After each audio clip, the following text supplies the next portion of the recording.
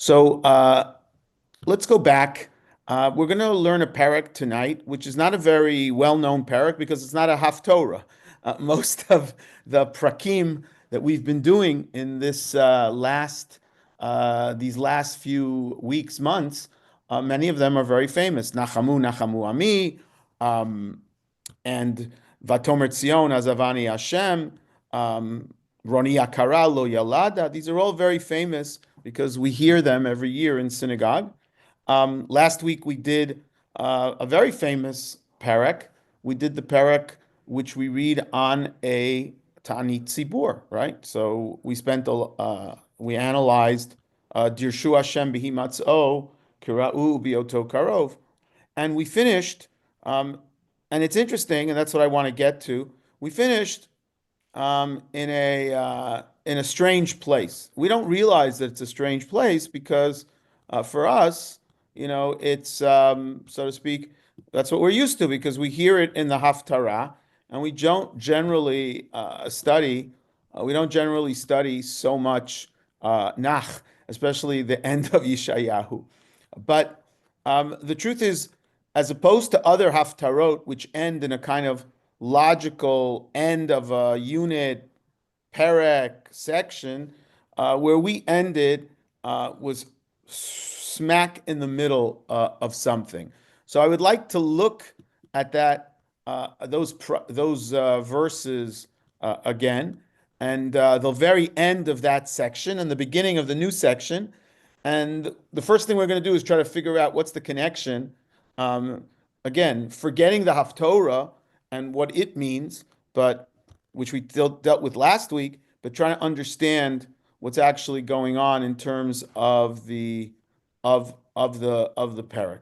So let's take a look, and I'll throw in the English tonight, also because the second half of the parak tonight has some very difficult Hebrew words. So we'll throw it in right. So we're very familiar, right? Remember last week, the last few verses of the Haftorah, God spoke about that those, right? It's Haftorah of Geulah, of the Jewish people are coming back. K'omar Hashem, if you keep Shimru Mishpat Vasut Tzedakah, Ki Krova Yeshuati Lavo, V'tzidkati Lehigalot.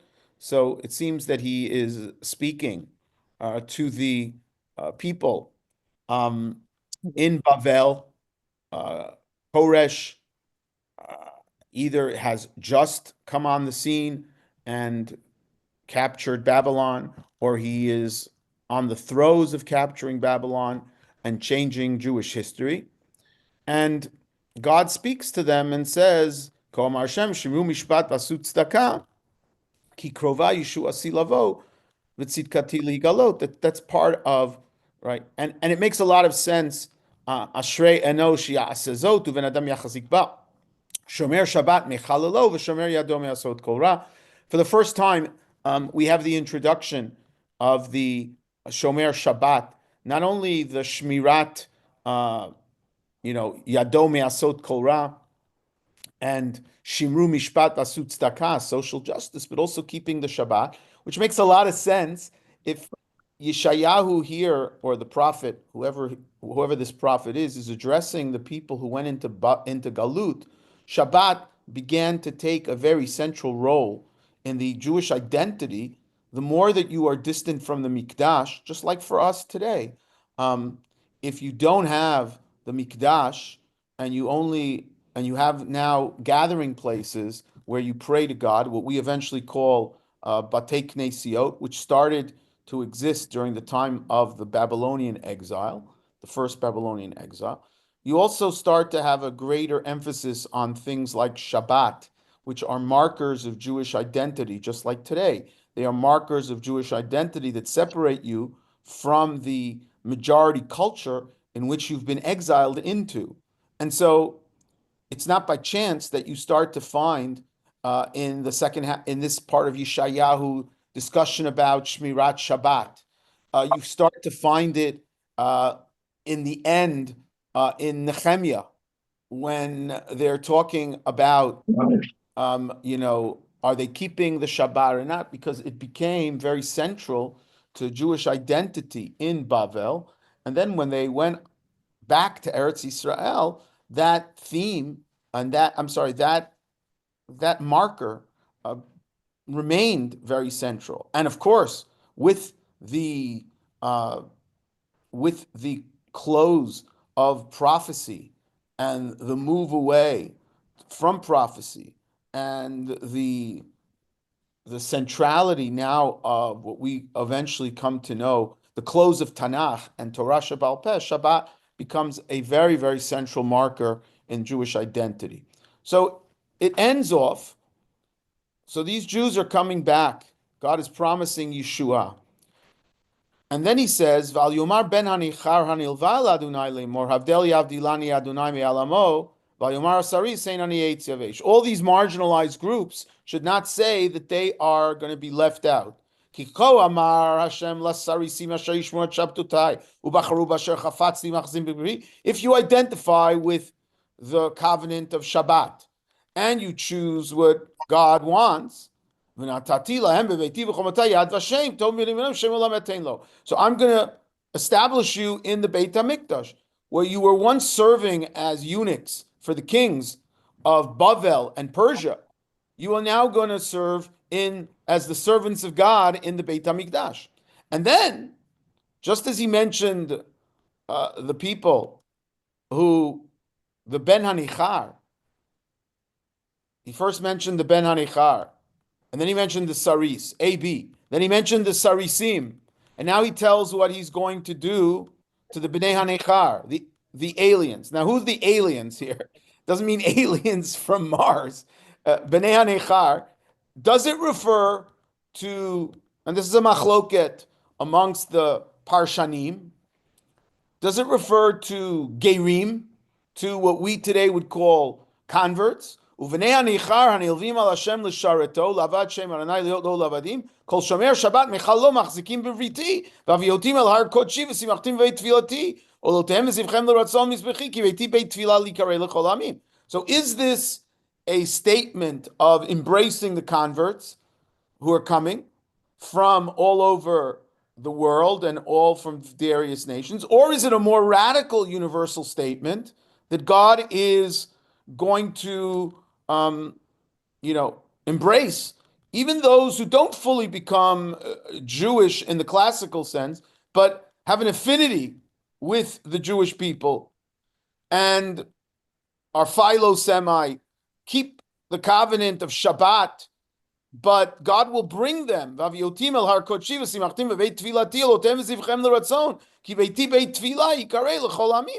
then the last pasuk of the Haftorah, which, as you notice, ends before where it should literally end, which is a pei, which means a parsha ptucha, but it's the end of a section. At least it should be at the end of a section.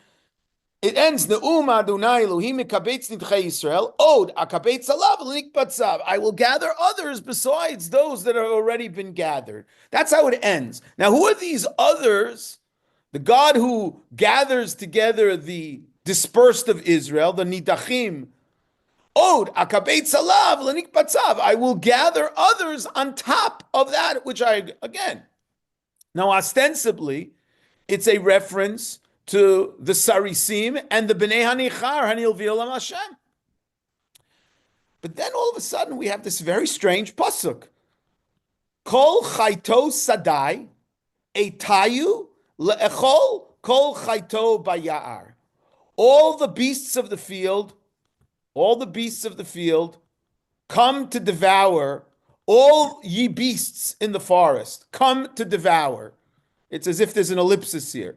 So what exactly is the connection between this kind of upbeat ending, which is why the Haftorah ends, but it doesn't continue that way? Kol chayto sadeh etayu lechol kol. So we have to try to understand what's going on, which will lead us into the rest of the parak. So I want to do a little bit again of parshanut here, because there's not, there's not that much in terms of literary and not too much scholarship on this as well. But I think the parshanut here is enlightening.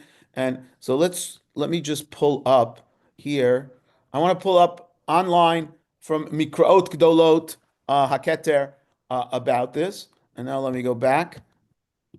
So, sorry. Let me go back to the Zoom and my sharing. Let me share this. Okay. Okay. So, Oda kabetz alav lenik batzav. So we're going to look at the pasuk here, and then some of the parshanut on this pasuk and the next pasuk. So the pasuk says, "Neum Hashem mekabetz nitcheis, Neum Hashem Elokim mekabetz nitchei Yisrael, Oda kabetz alav lenik batzav." So let me see if I can make it even a little bigger, so it's a little bit clear. Okay, Oda kabetz alav lenik batzav.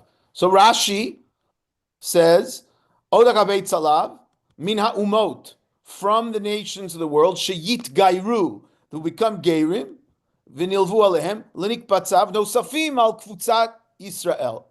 They will gather together with the gatherings of Israel. So Rashi takes it as a reference to the geirim. Rav Yosef Kara says, who was a contemporary or of Rashi and a student, one might say, of Rashi, it's a reference to the nations.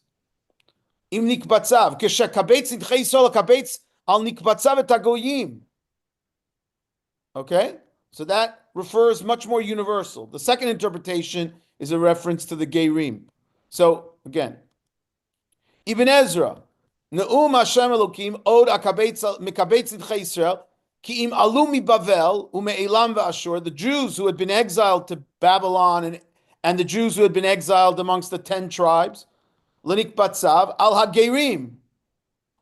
Hine od hakabetz geirim al nikbetzei Yisrael. They'll also, like a kind of Erev Rav, will join them. Okay.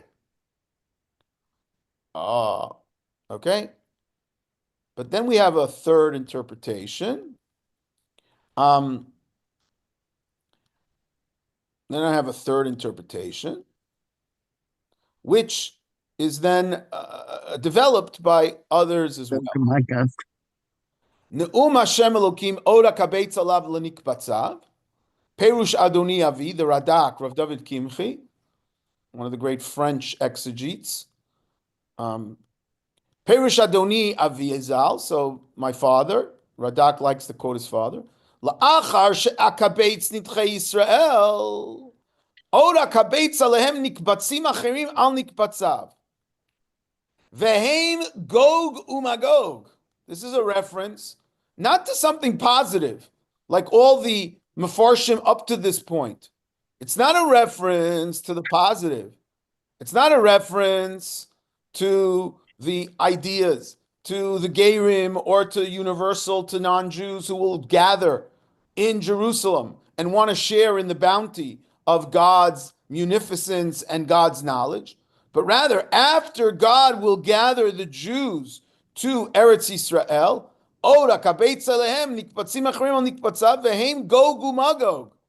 this is going to be a time when, as the Jews come back to Eretz Yisrael, there is going to be a kind of cataclysmic battle of good and evil, which is reflected in the famous passage of Gog, Me'eretz Magog, in the book of Ezekiel. This is also found in Rav Yishayahu Trani from Italy. Ne'um Hashem mikabetz nidchei Yisrael, Oda kabetz alav nikbatzav, ze medaber al Gog umagog. She'akabetz amim rabim, I will gather many nations. Al hanikbatzim shisol shekibatztim min hagalut, she'achar she'akabtzim b'Yushalayim. After I gather them, yitkabtzu kol hagoyim li'ilachem alehem. V'chol otam hagoyim shel Gog umagog yiplu sham chalalim. They will then die. Now, what is driving such a kind of weird interpretation? There is no mention of Gog and Magog in this pasuk.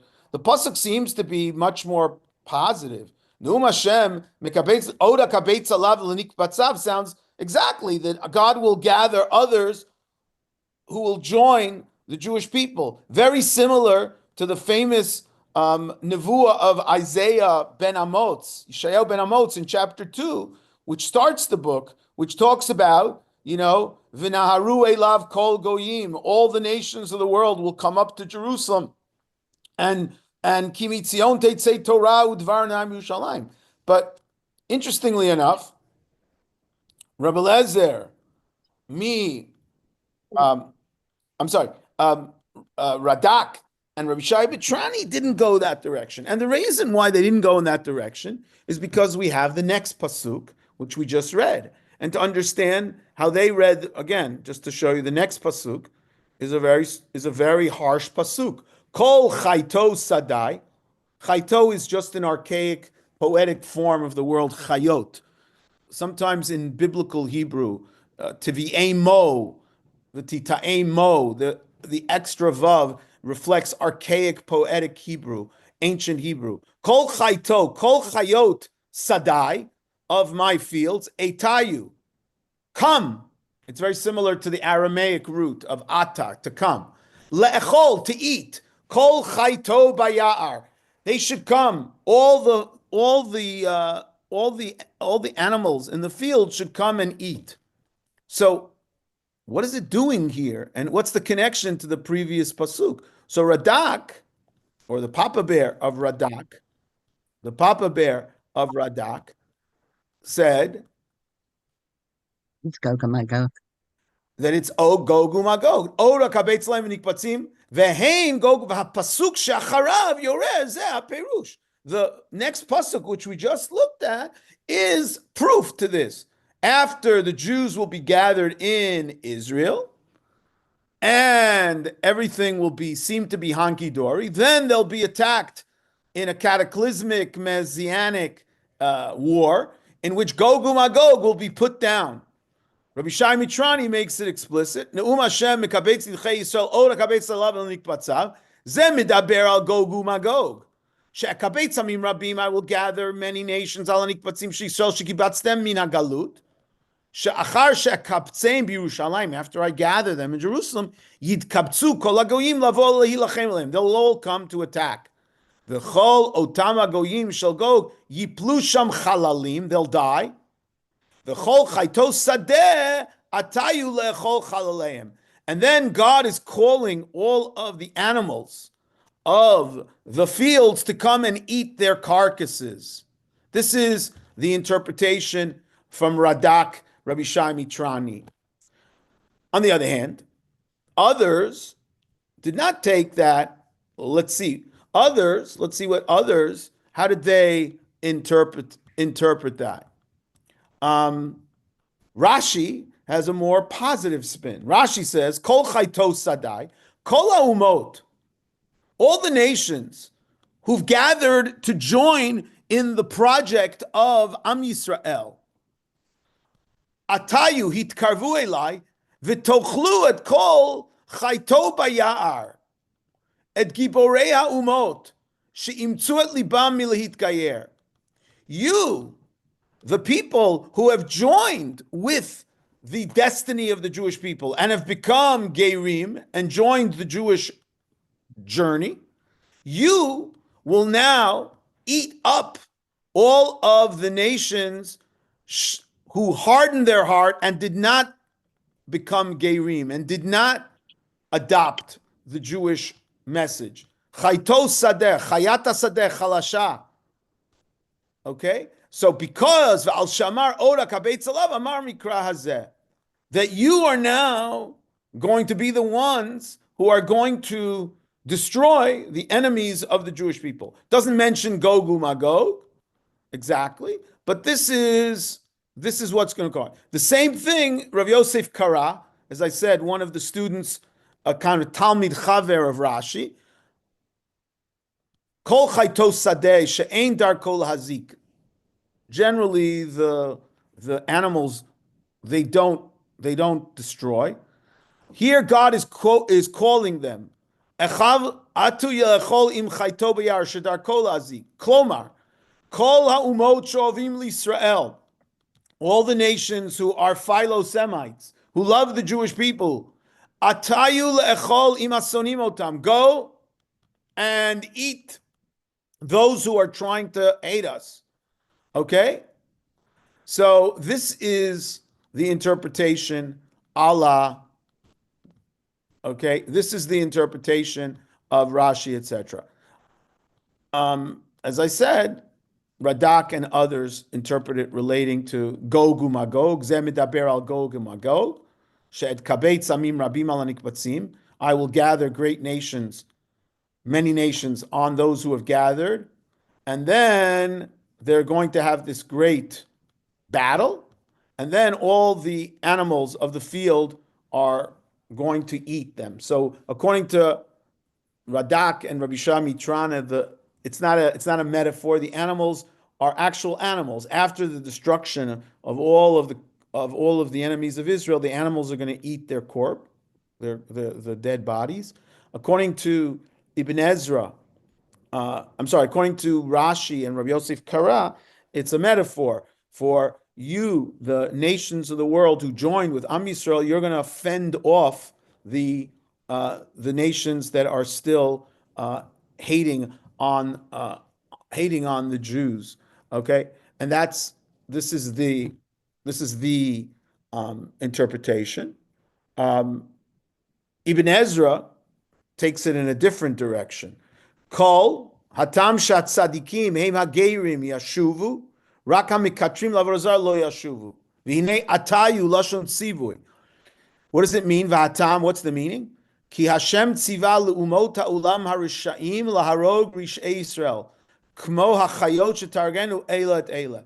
What it means is that God is calling the people who come back to Israel in the previous pasuk are the ones who are shomer, kol shomer Shabbat mechallo, and machzikim bivriti. Those people will return and be taken care of. But those who don't return to God, they will be eaten up they will be the ones who will suffer and will not return to Eretz Yisrael, will not see the Geula, etc., etc. The final parshanut that we have from Yemei HaBeinaim, from the Middle Ages, is Rebbe Lezer Mibongensia, which is in France, and he says, Ora kabetz alav min hagoyim she'ashuvu elai, who returned to me, and they're going to join the Jewish people, and if they keep the covenant. However, he reads this as a statement of tragedy. He reads it as a statement of tragedy. Kol zeh hayiti oseh lachem. This is what I would have done, meaning if you kept the covenant and you showed that you were shomer Shabbat mechalalo umachazikim bivriti. If you did all those things, I would have brought you back to the land of Israel.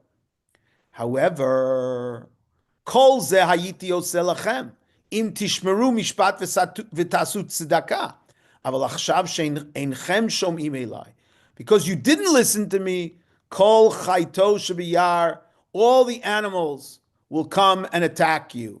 So you have here a totally different reading.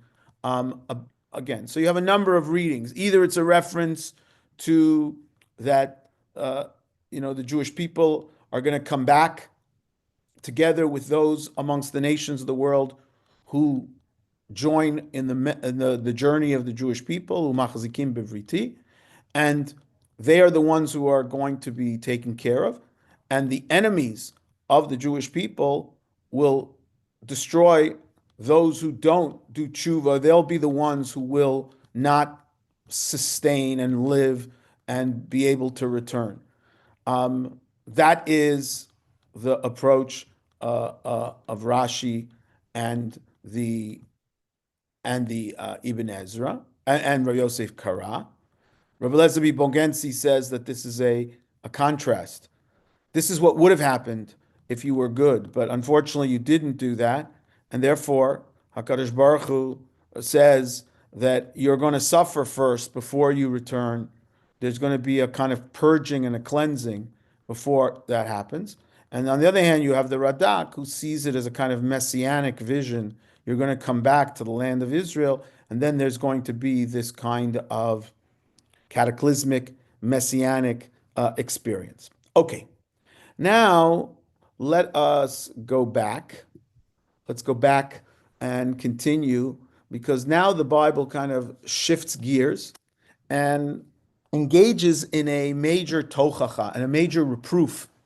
And the biggest question here that nobody has a good answer to is what exactly is be'ezet kufa, at what period is this reproof that we're going to read in a few seconds?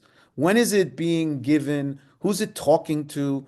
What community? What reality? What historical reality is the Navi talking about? So let's get this up and go to the Zoom and share.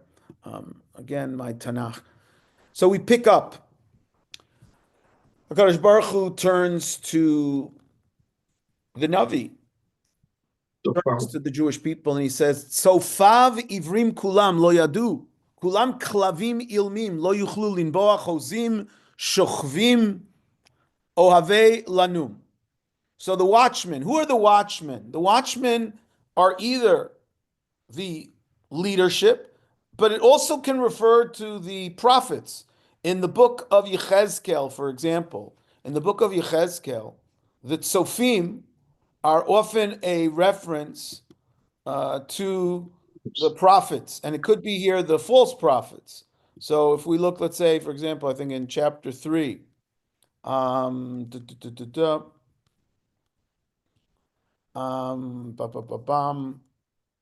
they're not going to listen to you. Um, da, da, da. He comes to this place. Yeah, Vayhi dvar Adonai elai lemor, Ben Adam, tzofe nitaticha lebeit Yisrael. I have appointed you a watchman. V'shamata mipi davar v'hizharta otam mimeni. And you will watch out for them and give them musar and what's going to happen and what they should be careful about, etc., etc. So the Navi, in many places in Tanakh, you also have it in the book of Yirmiyahu, is called a watchman. So it could be that this is also the reference here. It's a reference to the people, either, as I said, either the leadership or more likely the false prophets. Sofav ivrim kulam, they're all blind. The key theme throughout this tochacha is a tochacha of lack of knowledge. The word yidiyah is used 3 times. Lo yada'u. Va'klavim azei nefesh lo yada'u. V'hema ro'im lo yad'u havin. The lack of knowledge. The lack of a sense of what's impending. Some sort of doom is impending. His watchmen are all blind, right? They're all like stupid dogs. They don't know. They're not on guard. The haklavim azei nefesh. What they are, they just want to take care of themselves. Vehema ro'im lo yad'u lahavin. Kulam ledarkam panu ish levitz'o mikatzeu. Everyone just wants to look out for themselves. There's nobody guarding the flock. Etayu ekchayayin. They say to themselves, "Let's go get some wine." Vayakazeh yom machar. Tomorrow we'll have a great time also. Gadol yeter ma'od, even more. So you have this picture. Now, who's he talking? And which tkufa is he talking about? That they're not giving guidance to the people, the false prophets. Is this a reference? Again, if we assume that all the previous nevuot until this point are given to the people during the Golei Bavel, somewhere between 585 and 537, when they're living in Bavel. So who exactly is he attacking? Do we have, and what is he warning against? This would be very appropriate. This nevuah would be very appropriate to a time, for example, during the time of the growth of Assyria and not taking seriously the threat that Assyria is going to come and destroy Shomron, or in the 2 or 3 decades before Bavel came and destroyed Jerusalem, and there were a lot of false prophets Jeremiah talks about all the false prophets, Hananiah ben Azur and others, who, were making everybody calm and didn't really look out for the people and didn't really tell them, Berachel bitchak tana, honestly, what's going to happen, maybe because they didn't know or they didn't care to know, or they knew what happened to Jeremiah, who almost got killed in the book of Jeremiah because he was willing to speak truth to power and tell them Bavel is going to win and you better get ready and try to at least make a deal to save as much as you can. And so, is that who he's? But up until this point, we've situated the prophecies that are being discussed in the time not of before the Churban Habayit, but in the time of post Churban Habayit when they're in Bavel. So it's a little bit unclear. So either you say that, you know, maybe this is a proof that these Nevuot were all said by Yishayahu ben Amoz, what we call today Yishayahu Aleph, Isaiah 1, and that he was giving these prophecies. And here's an example of a prophecy that he gave before Bavel would destroy. Or maybe we have an indication here that during the Galut Bavel, there were also false prophets, walking around, not helping the Jewish people, not telling them, about what is going to happen with Cyrus. Maybe it's a reference to not indicating to them that it's time to get ready to make, aliyah, that things are going to change entirely and you have to be ready to move. Maybe that's what it's a reference to. Some scholars are so troubled by this that they actually, kind of retroject it to the future, into the time of Nehemiah. And you'll see why from the next section. So let's continue reading to the next chapter. So that's because the next chapter continues. Oh, that's the previous chapter. The next chapter continues the Tochacha, describing a bad situation. Hatzadik avad ve'ein ish sam alev. The tzaddikim disappear, they die, and nobody cares. Anshe chesed ne'esafim, righteous people are taken, and nobody understands. Ki mipnei hara'ah ne'esaf tzaddik. Again, this theme of lack of knowledge, lack of understanding, lack of recognition that there's trouble. Yavo shalom, yanuchu al mishkavotam holech nichacho. The people who are tzaddikim, they will be able to die in peace. The implication is, but everybody else are not going to die in peace. There won't be shalom. And now the Navi continues with this very strong tochacha. Ve'atem kirvu heina b'nei onena, from the word, right, onain in the Torah. Onain umechashef, the people who engage in sorcery.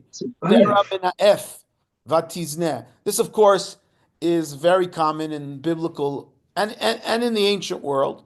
There was always a nexus between adultery and idolatry, between sexual promiscuity, and in some of the religions, including in certain Canaanite religions that they confronted, part of the ritual involved a sexual element,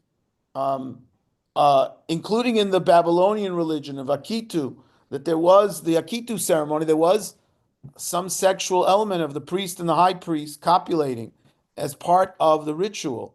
So he's attacking them. Now again, who is he speaking to? Is he speaking to the people before Galut Bavel and reflecting on some of their practices syncretistically that they were doing Avodat Zarah? Or is he referring Dafka to the time?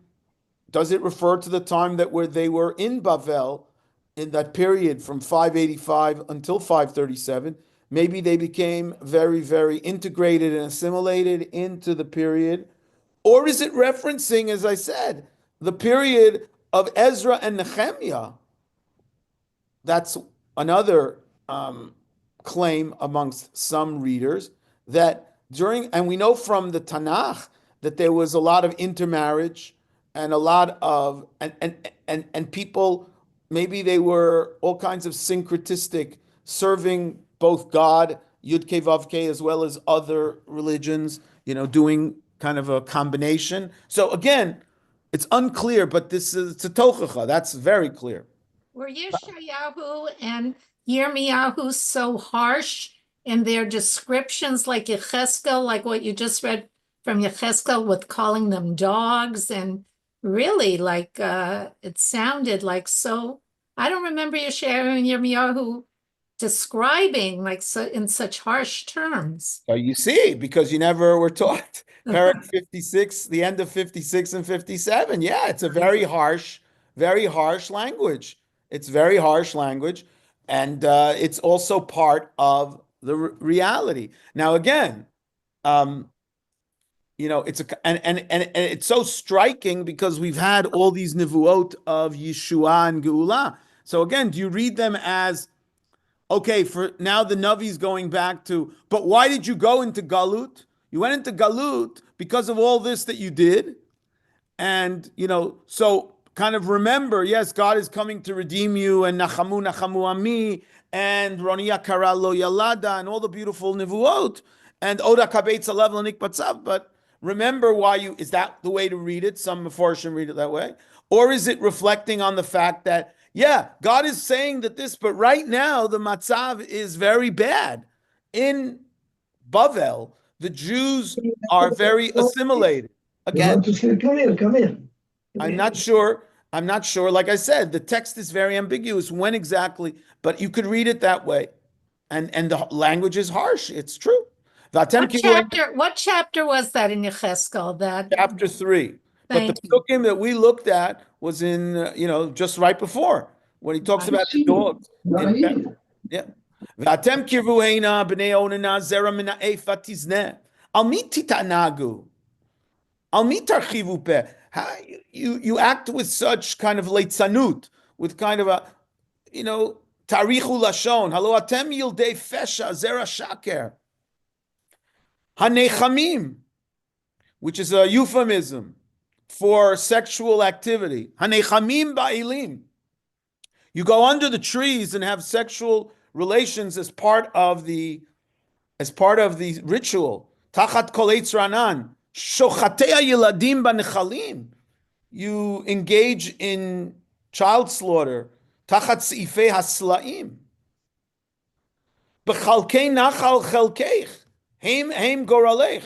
You go and do this near the valleys, and this is going to be your destiny. Hey, gam lahem shafachta nesach haleita mincha hal eila enachem. Will God simply look away and forget? Al har gavoa v'nisa samt mishkavech. A contrast. Over here, he mentions that you did it tachat kol eitz ranan, under every tree, but you also did it al har gavoa v'nisan, all of the high mountains. Samta mishkavech gam sham alita lizboach zavach, which of course is a sharp contrast to al har gavoa alilach mevaseret Sion. Yeah. V'achar hadelet v'amezuzah, behind the doors samt zichronech. Again, probably a euphemism for some sort of sexual activity. Zichronech is probably connected to the word zachrut. Ki me'iti gilita v'ta'ali.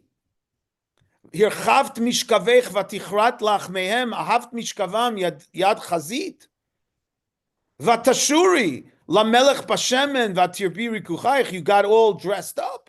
V'tishalchi tzirayich ad merachok v'tishpeli. Again, you became very assimilated. Berov darkech yagat lo amart noash chayat yadech matzat. Al kein lo chalit. V'et mi da'agt v'tir'i. Ki tichazevi v'oti lo zacharta. You remembered to do avodah zarah, but God you didn't remember. Lo samta libech, halo ani machsher me'olam. God has held back his punishment. V'oti lo tirau. Ani agid tzidkatech v'et ma'asayich v'lo yo'ilayich. Okay, you can read the translation. It's very strong, very strong. B'za'akech yatzilech kibutzayich. V'et kulam yisaruach yikach havel. V'achoseh bi yinchal eretz. Only those who trust in the Lord, they will inherit. V'yirash har kodshi. Which of course comes back to Vaviotim el har kodshi v'simachtim b'veit tfilati. That's who is going to whatchamacallit, those are the people who are going to go. Let's continue. Again, there's not a lot to say. It's a pretty straightforward. Again, the basic issue the Mefarshim and the scholars all struggle with is exactly when is God, when is this nevuah being given? So those who trust in the Lord and are committed to the Lord, they will inherit the land. V'yirash har kodshi, v'simachtim b'veit tfilati. And at that point, God will say, "V'amar solu solu panu derech harimu michshol miderech ami," which of course reminds us of chapter 40, which began, this Kol korei b'midbar panu derech Hashem. Clear a path. Yashru barava mesila leLokeinu kol gei yinaseh v'chol har yishpalu, and people will come back. And here too, so the Navi says God will clear a path for those who are righteous. Solu solu panu derech harimu michshol miderech ami ki cho amar. So says God, Ram v'nisa shochein ad v'kadosh shemo. Again, I've mentioned many times the key word for Yishayahu and his students, and this second Yishayahu, if it is a second Yishayahu, is calling God Kadosh, because that was the first experience of Yishayahu, Kadosh, Kadosh, Kadosh. Kichoma Ram v'nisa, Shochenad Marom v'Kadosh Shemo, Marom v'Kadosh Eshkon, v'et Daka u'shval ruach lachayot ruach shvalim lachayot leiv nidkaim. God will dwell up in the mountains, but he's also going to dwell with those who are humble, and he will revive them. Ki lo leolam ari v'lo lanetzach ekzof, ki ruach milfanai yatof u'neshamot ani asiti. Ba'avon bitz'o kaptafti, va'kehu haster ekzof, va'yelech shovav b'derech livo, drachav ra'iti, I saw his ways, and I healed him, the one who returned to God. V'anchehu v'ashalem nichumim lo v'la'avelav. And Hashem says, Borev niv svatayim, which is where the word Navi comes from. The word Navi comes from the word niv.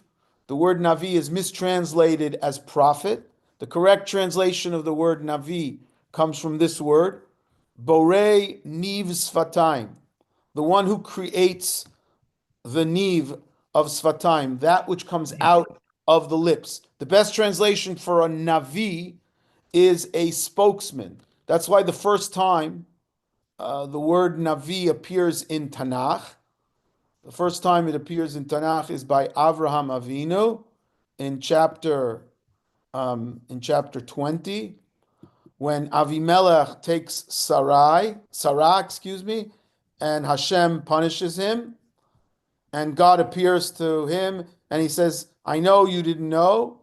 Return. Ata hashev ejet ha'ish ki navihu v'yitpalel ba'adcha.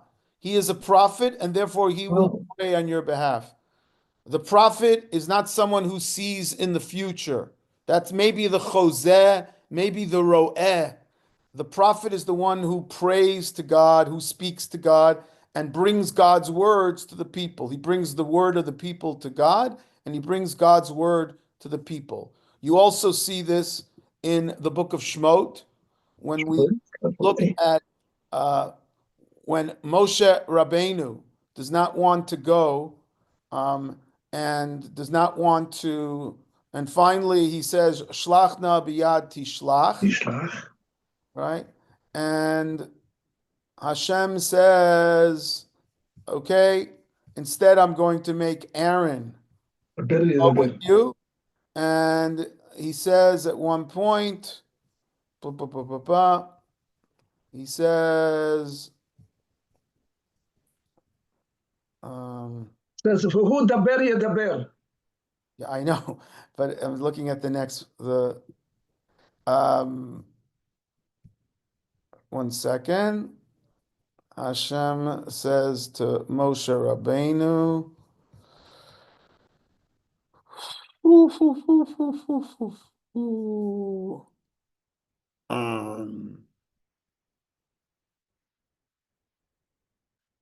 oy, oy, oy. Right, ki daber yidaber hu v'gam hu yotzei yev dibarta. He's going to speak, but then atati elo le'elohim. You'll be like, so he's going to be your spokesman. He's going to be your spokesman. I thought it said the word Navi. Okay, it doesn't. Okay, so the point is the word Navi in all this context, in all these contexts, the word Navi is originally comes from this idea of Niv Svatayim, the fruit of your mouth, what emerges. When I was a kid and they taught us in school, they used, instead of the word pitgamim, the word we used was nivim. Nivim is a reference to little aphorisms and statements. So it says, Borei niv svatayim, shalom, shalom, larachok v'lakarov amar Hashem urifati. V'arishaim kayam nigrash, ki ashket lo yuchal, v'yigreshu meimav, refesh v'tit. Ein shalom amar Elokai la-Rishaim. So the Rishaim, Hashem will bring shalom to those who come close to God, those who come and have shown that they are shval ruach, but there is no shalom to the Rishaim. Next week we'll add a little bit to this section, and then we'll continue in Yirtzeh Hashem next week. Have a wonderful week, a wonderful Shabbat, and again we are thinking about the Chatufim and the hostages and all the tensions going on in Israel, and we should see better news. Shabbat Shalom. Thank you, Rabbi. Shabbat Shalom.